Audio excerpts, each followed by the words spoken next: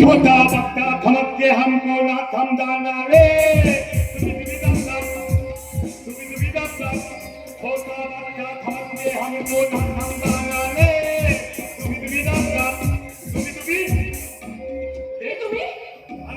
আমি কত বলবো রে হ্যাঁ ওই পাতের পাড়াতেই থাকি আর মাতামতা স্কুলে পড়ি বলছি একটা মাতামতা কি স্কুলে চলে গেছে তাছাড়া তোমার কি দরকার দরকার আছে আসলে কালকে মাতামতা আমাকে স্কুলে খুব মেলেছিল বলে না আমার দিদি মাতামতাকে খুব খুব অপমান করেছে বাবা একটা আদ্দামরা ছেলে এই বয়সে স্কুলে পড়ছো আবার বাবা একটু মেরেছে বলে বাবাকে অপমান করেছো আবার কোন মুখ নিয়ে এসছো লজ্জা করছে না তোমার লজ্জা করতে বলেই তো আমি কাল সারা রাত্রি ঘুমোতে না পেরে একদম সকালবেলায় বাথরুম না পেরে ছদে আপনার বাড়িতে চলে এসেছি তা বাবার কাছে এখন কি চাই ক্ষমা হ্যাঁ ক্ষমা চাইতে দিচ্ছি আমি মাতামতার পায়ে ধরে ক্ষমাতে নিজে তাকে হাতে ধরে আমি সঙ্গে করে স্কুলে নিয়ে চলে যাবো এই তোমাদের মতো ছাত্রীর জন্য স্কুল কলেজের অবস্থা একদম বাজে হয়ে গেছে আমার ভুল হয়ে গেছে একটা সত্য মানুষকে অপমান করে আবার বলছো ভুল বলছি তো আমার ভুল হয়ে গেছে আপনি একবার মাতামতাকে দেখে দিন না আমি তার পায়ে ধরে ক্ষমা চাইলে সব ঠিক হয়ে যাবে একদম সব ঠিক হয়ে যাবে তুমি আমার কি ঠিক করবে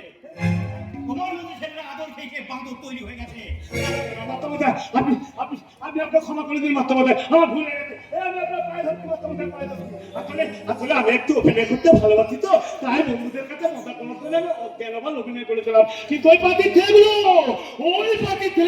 আমাকে দোল করে থানায় নিয়ে গিয়ে আপনার নামে সব মিথ্যে কথা বললো আপনার একটা ছাতা কাকুতে ঝই করিয়ে নিল আমি পরে পুলিশকে সব বলে দিই আপনি স্কুলে চলুন বড় দেরি করে ফেলেছে গণেশ মাস্টার সূর্য সেন আর ওই স্কুলে যাবে না না মাতামতাই না তা হয় না মাতামতাই আপনি আমাদের শিক্ষাগুলো আপনি স্কুলে না গেলে আমাদের লেখাপড়া শেখাবে কে তুমি জানো না গণেশ তোমার জন্য তোমার দিদির কাছে আমাদের খাপ পড়ে খেতে হয়েছে দিদিকে খুব খুব খুব বকেছি আর দিদি বলেছে আপনার কাছে এসে ক্ষমা পেয়ে নেবে আপনি স্কুলে চলুন মাতামতাই স্কুলে চলুন আমি যে সিদ্ধান্ত নিয়ে ফেলেছি গণেশ আমি ওটা আমি আর করবো না এই ভুল তুমি করো না তাছাড়া গণেশ তো তোমার কাছে ক্ষমা চেয়ে নিয়েছে যা বাবা স্কুলে গিয়ে ছাত্রদের প্রতি মন দাও হ্যাঁ রে বাবুরা আমি কি স্কুলের ঘটনাটা মন থেকে মেনে নিতে পারছি না মেনে নিতে হবে মাস্টারকে মেনে নিতে হবে শুধুমাত্র আমার একার জন্য এতগুলো বাচ্চা ছেলে মেয়ে পড়তে পারবে না এটা কি কেমন করে ভেবে নেব মাস্টারটা আপনার কাছে কারণ করতে পারতাম না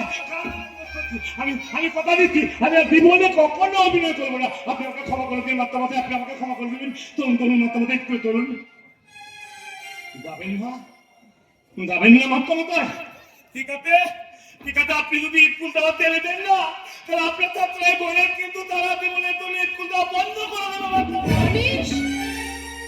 আসলে ছোটবেলায় আমার মা বাবা মারা গিয়েছিল সেই ছোটবেলা থেকে আমার দিদি আমাকে খাইয়ে বলিয়ে কোলে পিঠে করলে মানুষ করেছে কুলি বোতল আমাকে পটিয়ে রেখে দিয়েছিল লেখাপড়া করানোর জন্য কিন্তু দেখানো আমার লেখাপড়া হয়নি কি করে হবে আমার লেখাপড়া আমার মাথায় দেখো বলবো না হয়তো আমি লেখাপড়া বুঝতেও পারি না আর কাউকে পড়াতেও পারি না মাঝে মাঝে আমি ভগবানকে দেখে বলি ভগবান পৃথিবীতে যখন আমাকে মানুষ করে পাঠালে তখন আমাকে কেন পাঠালে ভগবান আমাকে কুকুর করে কেন পাঠালে না তাহলে ব্যাগের বোঝা বয়ে না গণেশ না তুমি মানুষ তাই তোমাকে মানুষের মতোই বাঁচতে হবে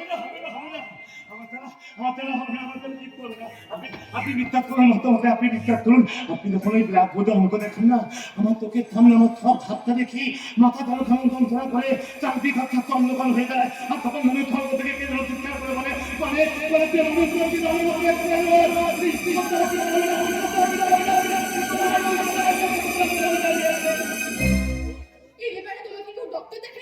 ডাক্তার দেখাবে দিদিকে বললে দিদি কি সব মন্ত্র বলে দল গলা তেল গলা খাইয়ে দেয় আস্তে ঘুমিয়ে পড়ি তখন আমার মায়ের কথা খুব মনে পড়ে এত বড় একটা তেলে দুবেলা ভালো বলে খেতে মতন তো দেয় না সেই সকালবেলা আগে স্কুলে যায় সন্ধ্যাবেলা যখন বাড়ি ফিরি তখন দুটো বলা রুটি আর কপি সেদ্ধ দিয়ে বলে হাতে বলা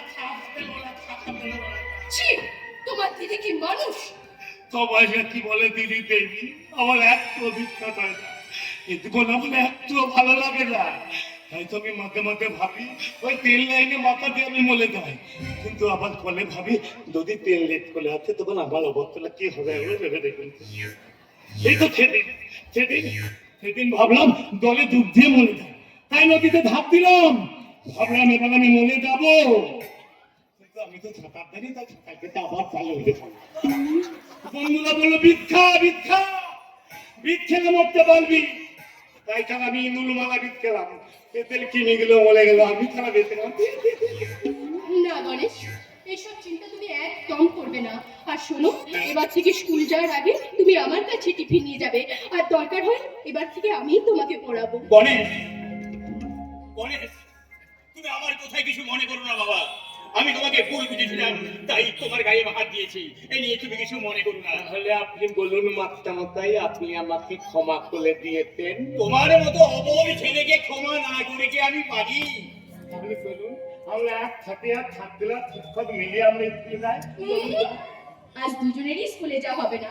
মাস্টার মশাই আর ছাত্রীর মধুর মিলনের জন্য আজ আমি নিজের হাতে রান্না করে খাবো। আমি খাবো না, আমি খেলে আমার দিদি আমাকে খুব বকবে। আরে কেউ বলবে না, আমি তোমার পাশে আছি। বাবা, বাজার থেকে একটু মাংস নিয়ে এসো তো, যাও। যাচ্ছি।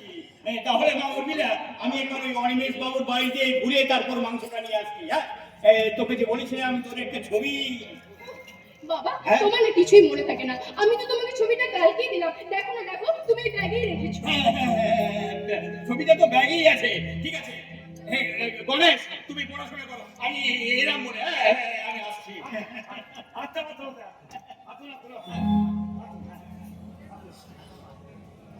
আচ্ছা দিদিমণি, বলতে গীতের ছবি?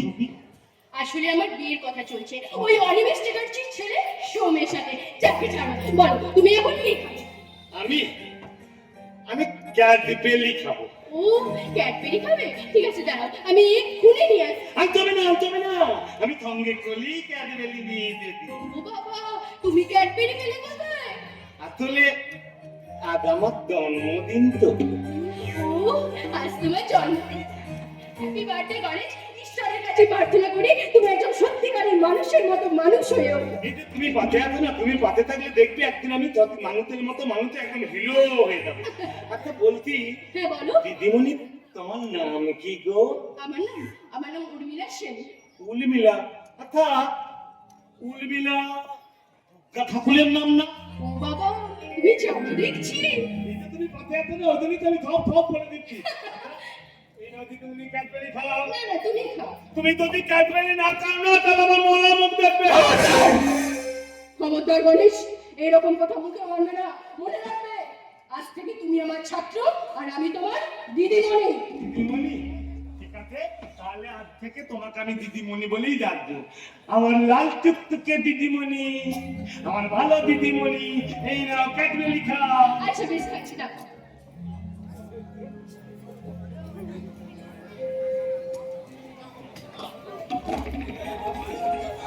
আচ্ছা আচ্ছা গণেশ, বাবা যতক্ষণ না বাইরে থেকে আসছে তুমি একটু বই খাতাগুলো বের করো তো, দেখি তুমি কি কি শিখেছো। আমি এই তো এই নাও, এই রে এখানে বই আছে।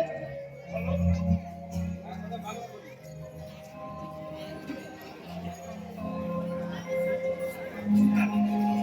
বইগুলো ভালো, ভালো। মনে রাখো, কিছু মনে থাকে না। ধরো আমি অনেক কিছু শিখেছি। আসলে তো আমার দিদিমণিও নেই, মাত্রও নেই, আর দিদি বলেছে টাকা পয়সা দিয়ে আমাকে লেখাপড়া শেখাতে পারবে না, তুমি দিদিতে পড়তে পারবে। আচ্ছা বেশ বেশ, ধরো এবার বলো তো। আচ্ছা আমি প্রথমে বাংলা থেকে ধরি। বাংলা বলো, ধরো।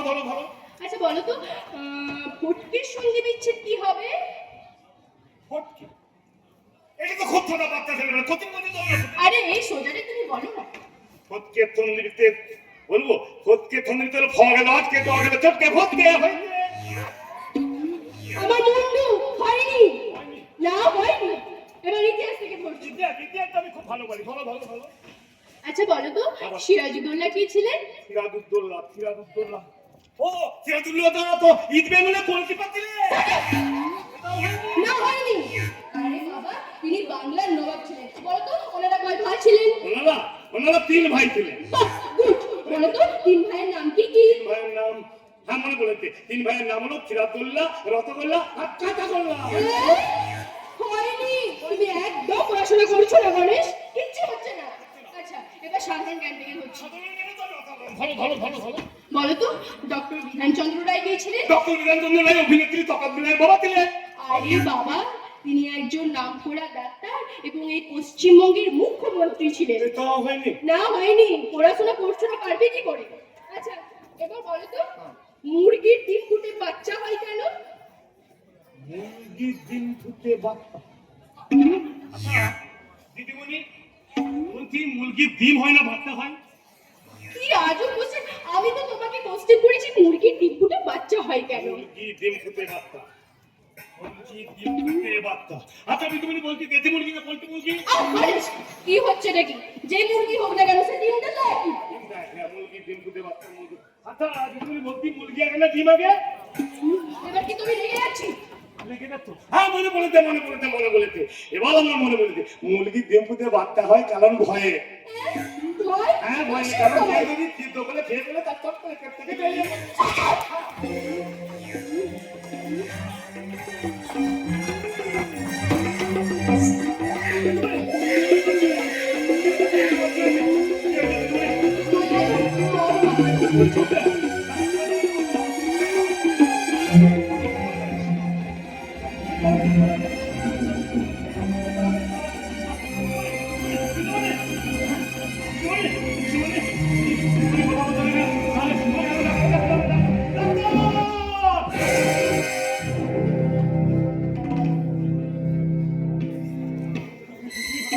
না, এখন আমি তোর দিদি নয়, আমি বাতাসে মায়াবতী। ওবেটা,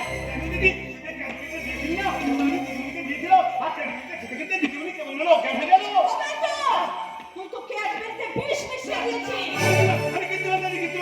এ হয় উর্মিলা, তুই ছাড়া আর কেউ ছিল? তাহলে তুই উর্মিলাকে খুন করেছিস। হ্যাঁ, হ্যাঁ, গণেশ, তুই খুনি, তুই খুনি।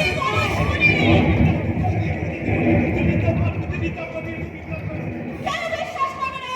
সবাই বলবে মশাইয়ের প্রতি বদলা নিতে তুই ওর মেয়ে উর্মিলাকে খুন করেছিস। আমি দিদিমণি কিচ্ছু করিনি। কিভাবে বাধা দিদি কিভাবে বাধা? তবে একটা শর্তে, কি ধরতো? কি ধরতো? আমি দরজা বন্ধ করে মাধবকে সেখানে দাঁড় করিয়ে রেখে এসেছি।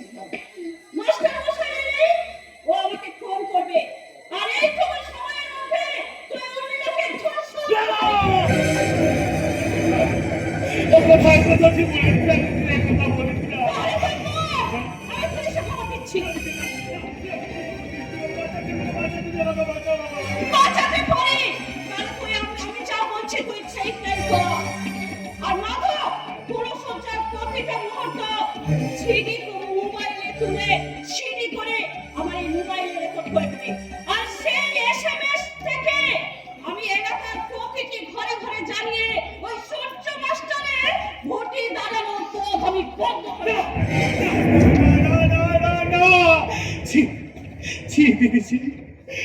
দিদি হয়ে ভাই এত বড় তো অপরাধ করিস না। তাহলে তো আগামী ভবিষ্যতে কোনো ভাই তার দিদিকে দিদি বলে ডাকবে না রে। ভাইপোটা দিন ভাইপোটা বলবে দেবে না। একই বললি ভাই। না করো, আমার কথা না মানে পুলিশ তোর হাতে লোহার বাধা পড়াবে। কিন্তু আমি আমার কি হবে বলেছি? করিসনি? করিসনি? আমি কি যে লোকগুলো মদ খেয়ে মারা গেল, সেই মদের বোতলে বিষ মিশিয়েছিল কে? হ্যাঁ, তুই মিশিয়েছিস।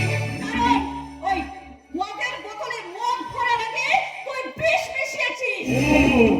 তার মানে তুই যে বলেছিলি গায়ের লোকগুলো তো মদ খেয়ে খেয়ে নষ্ট হয়ে যাচ্ছে, আমি এই মন্তব্যটা দল করে দিচ্ছি, তুই ভাবিখানায় ছেড়ে দিয়ে আয়, তাহলে লোকগুলো আবার মদটা ফেলে দেবে। আমি তো মানুষগুলো ভালো করে তাই করেছি রে। বেশ করেছিস।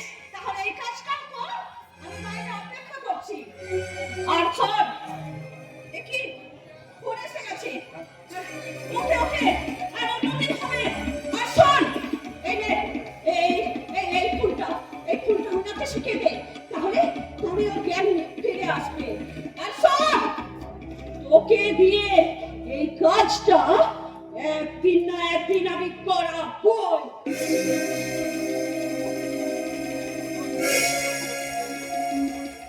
দিদিমণি, দিদিমণি, দিদিমণি,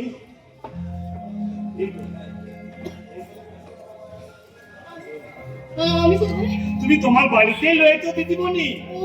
ও বলছি আমার কি হয়েছিল? তাহলে ডাক্তার বললো তোমার নাকি পেটারটা একটু ডাউন হয়েছিল, তাই তোমার একটু মাথাটা ঘুরে গিয়েছিল। ডক্টর, ডক্টর কি আনলো? তাহলে আমি ডাক্তারকে বলতে উর্মিলা, উর্মিলা, এই যে মা উর্মিলা, শোন শোন শোন শোন শোন, আমার কাছে আয়, আমার কাছে আয়। খুব ভালো খবর মা, অনিমের বাবু ছেলে তোকে ভীষণ পছন্দ হয়েছে। এই নে, এই নে, মাংসটা নে। খুব ভালোভাবে রান্না কর, অনেকদিন পর আজকে একটু আরাম করে খাওয়া যাবে। ডাক্তারমশাই, হ্যাঁ, বলছি আমি একটা কথা বলবো। হ্যাঁ, বলো বলিস। বলছি আজকে মাংসটা আমি রান্না করবো। এই বাবা, তুমি রান্না করতে পারো নাকি? হ্যাঁ, সেই ছোটবেলা থেকে তো এই কাজটাই ভালো করে শিখে এসেছি। না না, হ্যাঁ রে বাবু, আরে না, আমি বলছি মানে ব্যাপারটা কি হয়েছিল, দিদিমণি না আমাকে পলা দিয়ে একটু ঘুমিয়ে পড়েছিল, তাই হঠাৎ করে উঠেছে তো, তাই একটু মাথাটা ঘুরে গেছে। হ্যাঁ হ্যাঁ, তোমরা কথা বলো, আমি ওইদিকে রান্নাটা চাপিয়ে এক্ষুনি আসছি। তারপর বলিস, কি সব পড়াশোনা করলে? অনেক কিছু, ইতিহাস, ভূগোল, সাধারণ জ্ঞান, সব কিছু সব করেছো? একেবারে একটাকে একটু একশো? পাইনি। ঠিক আছে, তুমি পড়াশোনা করো, আমি তখন ড্রেসটা চেঞ্জ করে আসি। হ্যাঁ হ্যাঁ। এই কি? এখানে জবাপুরের উপর থেকে, হ্যাঁ,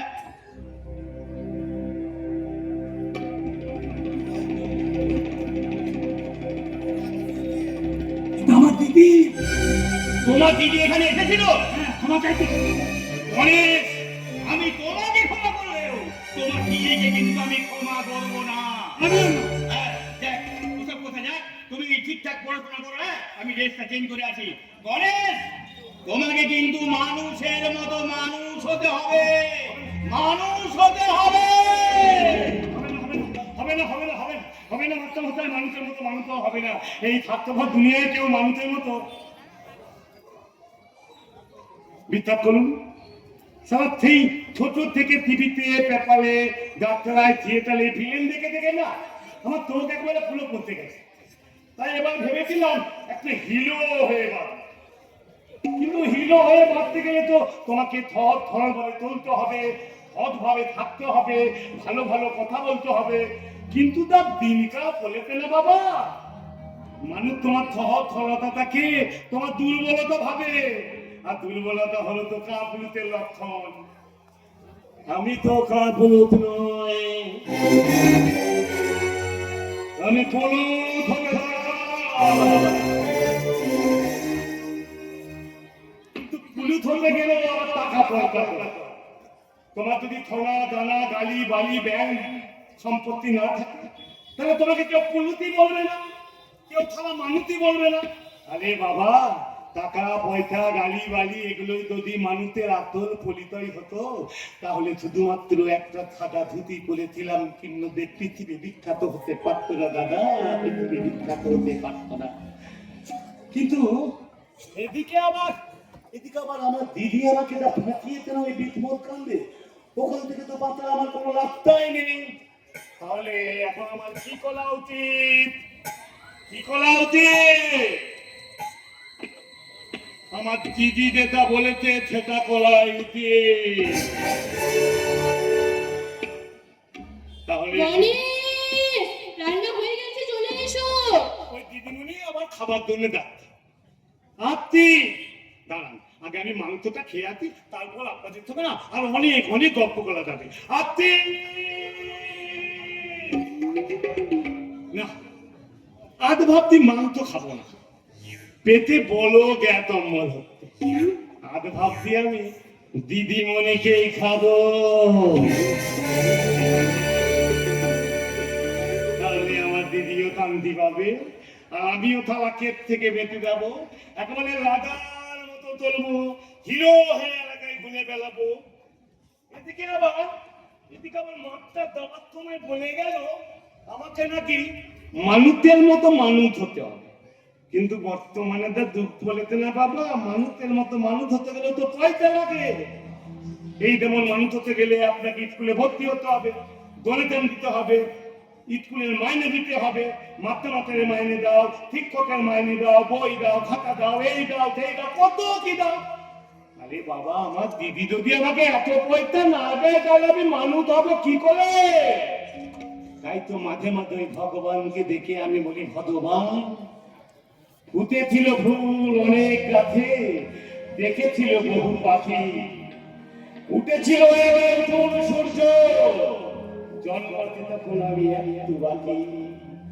সবাই বলেছিল ছেলে হোক বংশ রক্ষণ হবে, যদি হয় করে না ধ্বংস করো মানে। পুলিশের সিদ্ধি করার অধিকার তার হাতে বন্ধ করে দিয়েছে, কিন্তু পকেটে না থাকলে পয়সা মানুষ করে দেখে, মানুষ করে দেখে, মানুষ করে দেখে, মানুষ করে